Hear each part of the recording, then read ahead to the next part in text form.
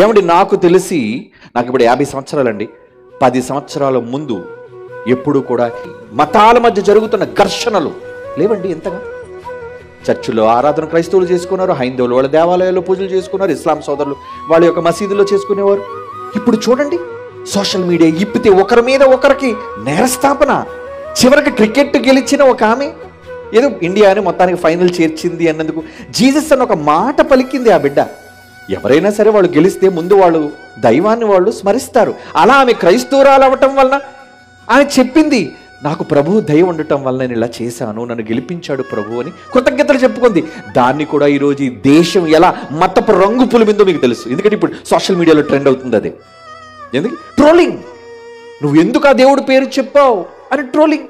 అరే, భారతదేశానికి యావత్తు భారత జాతి గర్వించదొక వరల్డ్ కప్ వచ్చింది అని సంతోషాన్ని పక్కన పెట్టి యేసు ప్రభు పేరు నువ్వు చెప్పావు కాబట్టి నువ్వు చెడ్డదానివి అంటే ఎందుకు వాళ్ళు అలా మారారో తెలుసా అండి? ఇందులో మన వాళ్ళ తప్పు కూడా ఉంది. నేను ఒప్పుకుంటానండి, మన వాళ్ళ తప్పు కూడా ఉంది. ఎందుకో తెలుసా? ఎంతసేపు బైబిల్లో ఉన్న గొప్పతనాన్ని చెప్పడం చేత కానీ వీళ్ళు ఇతర మతాల జోలికి వెళ్ళి వాళ్ళు దేవుళ్ళ గురించి వాళ్ళ గ్రంథాలను గురించి మాట్లాడిన క్రైస్తవ దొంగలు ఉన్నారు చాలామంది.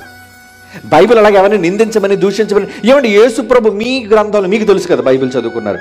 ఏ ఇతర దేవీ దేవతలను బైబిల్లో యేసు ప్రభు తిట్టాడా? లేదే. మరి వీళ్ళెందుకండి ఈరోజు డిబేట్ల పేరట చాలా మంది క్రైస్తవ దొంగలు ప్రతి దానికి డిబేట్ అని హైందవ సోదరులు పిలిపించి, మీ రాముడు దేవుడా మా యేసు దేవుడా, నీ రామాయణం గొప్పదా మా బైబిల్ గొప్పదా? అరే, ఎందుకురా అలాంటి మాటలు? ఎవరు గొప్ప అనేది కాదు, నీ గ్రంథంలో ఉన్న మంచిడు నువ్వు చెప్పు, నా గ్రంథంలో ఉన్న మంచిడు చెప్తా. సమాజానికి మంచిని పరిచయం చేయడం లేదు, శత్రుత్వం. దానివల్ల ఏమైందో తెలుసా అండి?